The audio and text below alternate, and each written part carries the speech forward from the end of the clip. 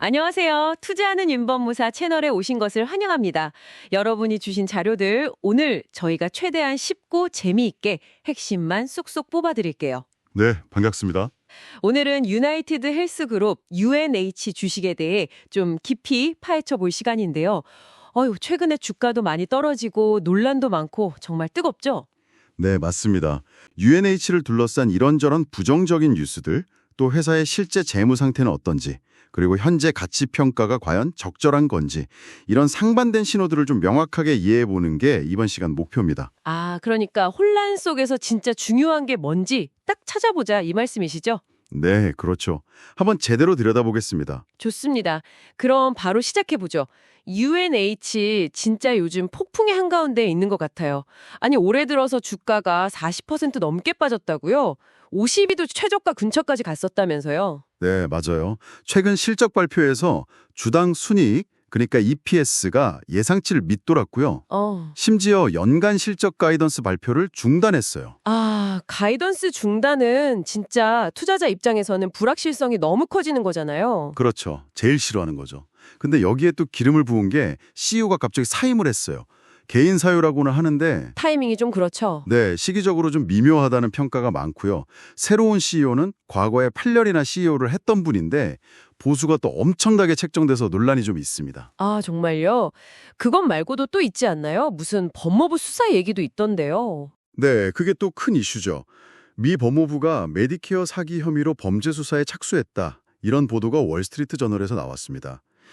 회사 측은 통보받은 바 없다고 부인하긴 했지만요. 그래도 투자 심리에는 영 안 좋았겠네요. 그럼요.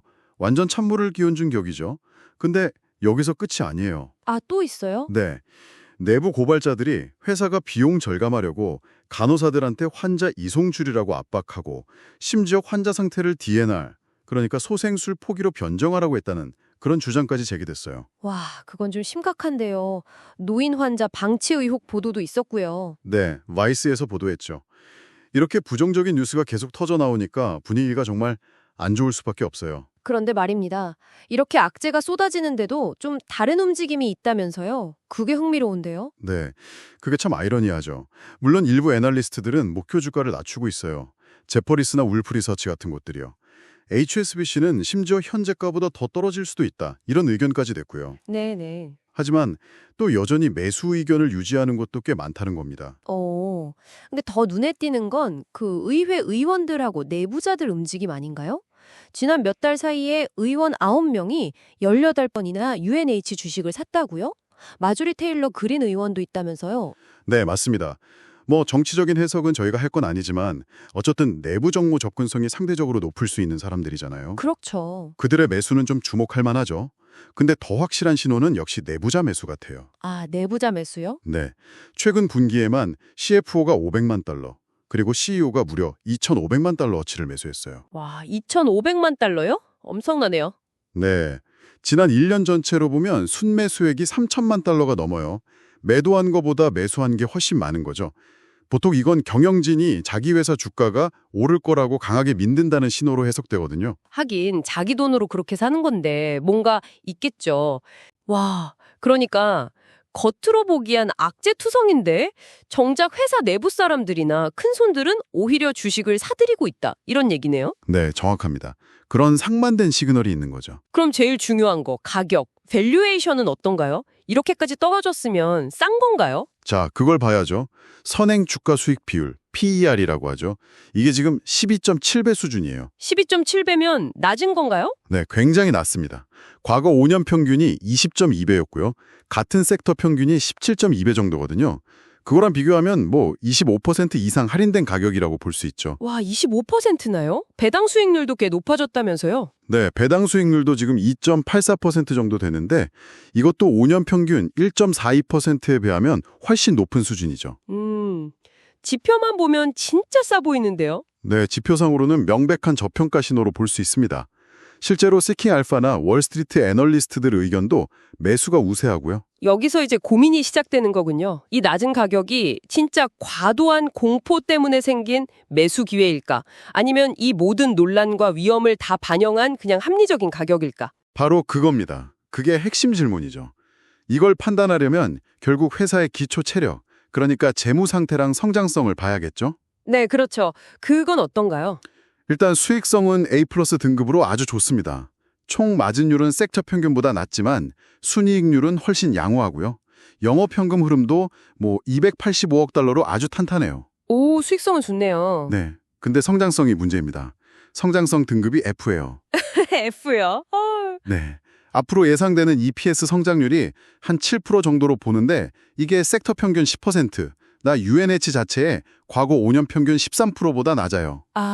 그러니까 이 성장성 둔화가 지금의 낮은 밸류에이션을 어느 정도 설명해 줄 수도 있다 이런 거군요. 네. 그럴 가능성이 높죠. 이게 할인받는 이유 중 하나일 수 있습니다. 배당은 그래도 괜찮아 보이던데요? 15년이나 연속으로 늘렸고 최근에도 12%나 올렸다고. 맞아요. 배당은 긍정적인 부분입니다. 배당 안전성 점수도 좀 내려가긴 했지만 여전히 안전, 세이프 등급이고요. 배당 성향도 31%로 낮아서 앞으로 더 올릴 여력도 있어 보이고요. 재무 상태는요? 부채 같은 건 괜찮나요? 재무 상태를 보면 현금이랑 부채가 지난 10년간 같이 들긴 했어요. 근데 순부채 대비 EBITDA 비율, 이게 아직 1.5 미만이라서 안정적인 수준으로 평가받긴 합니다. 투자자본 수익률, ROIC도 14%면 양호하고요. 다만 부채가 계속 늘어나는 추세는 좀 지켜봐야 할 것 같아요. 그렇군요. 시장 전체랑 비교하면 요즘 성과는 좀 어떤 편이에요? 지난 1년만 보면 UNH 주가는 S&P 500 지수보다 훨씬 안 좋았습니다. 헬스케어 섹터 자체가 전반적으로 좀 부진했던 영향도 있고요. 섹터 전체가 좀 그랬군요. 네. 근데 재밌는 건 10년 장기 성과로 보면 최근에 이렇게 많이 하락했는데도 불구하고 여전히 S&P 500을 아주 약간 앞서고는 있어요. 오, 10년으로 보면 아직은 이기고 있다. 네, 아주 근소하게요. UNH가 플러스 187%, S&P 500이 플러스 175% 정도니까요. 그렇군요. 그럼 그 자료에 나온 내재 가치 분석 같은 건 결과가 어땠나요? 어느 정도 가격이 적정하다고 보던가요? 네, 여러 가지 모델, 그레이엄 모델, 멀티플 모델, 배당 할인, 현금 흐름 할인 모델 이런 것들을 종합해 보면 평균적으로 한 440달러 정도가 나왔고요. 440달러요? 지금 주가보다 훨씬 높은데요? 네, 그렇죠. 월스트리트 애널리스트들의 평균 목표 주가도 한 382달러 정도니까 현재 주가 대비 상승 여력이 꽤 있다고 보는 분석들이 많은 거죠. 그 말은 즉 지금 가격에는 어느 정도 안전 마진이 있다. 이렇게 해석할 수도 있겠네요. 예상 못한 문제가 터져도 손실을 좀 줄여줄 수 있는 쿠션 같은 거요. 네, 맞습니다. 현재 주가 기준으로 보면 대략 한 30% 이상의 안전 마진이 존재할 수도 있다. 이렇게 해석해 볼 수 있겠습니다. 자, 그럼 이제 정리를 좀 해보죠. 와, UNH 진짜 복잡하네요.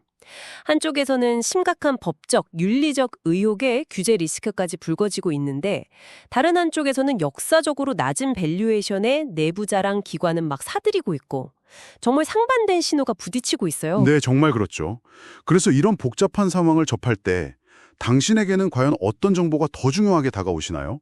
끊임없이 터져나오는 이런 부정적인 뉴스와 그로 인한 리스크일까요? 아니면 이 매력적으로 보이는 가격과 내부자들의 확신일까요? 결국 이 상반단 정보들 사이에서 당신만의 어떤 판단 기준을 세우는 것이 정말 중요해 보입니다. 오늘 저희가 살펴본 내용 외에도 이 끊이지 않는 논란과 또 매력적인 가치평가 사이의 이 간극을 더 깊이 파고들 만한 다른 요소는 또 없을지 한번 생각해 보시는 것도 굉장히 흥미로운 탐구가 될 것 같습니다.